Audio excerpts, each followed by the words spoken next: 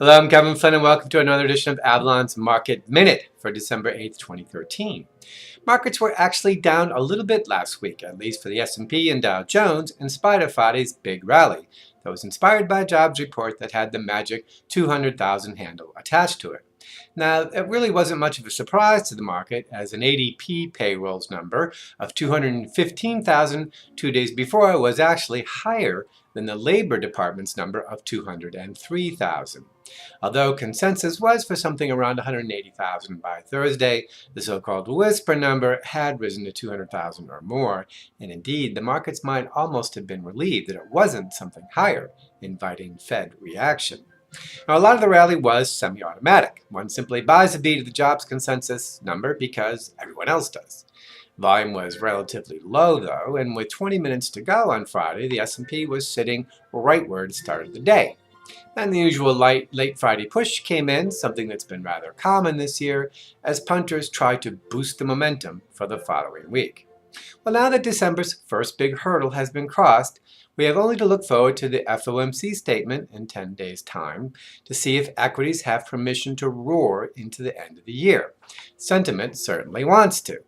There isn't much news this week of the market-moving type until Thursday's retail sales, and that could provide another impetus for a move up.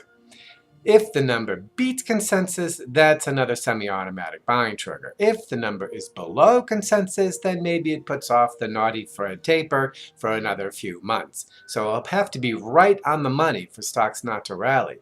Other than that, I expect prices to largely tread water until the Fed meeting begins on Tuesday the 17th. Now, I'll talk more about that next week, but one thing I do expect to happen this week is a lot of talk about how a small taper shouldn't affect stocks.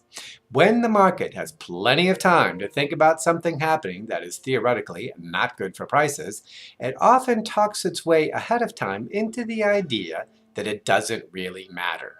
So if and when the event does come to pass, if there's any hesitation about what to do on the day of the event, you'll see an aggressive buying attack on short positions, and the market actually puts on a big rally.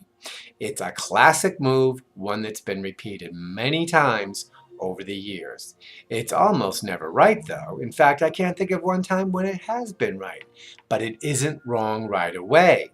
Typically, it gives bullish momentum some new life that will last anywhere from a few weeks to a few months. It's really more of a trap move than anything else, but don't expect people to believe that until well afterwards.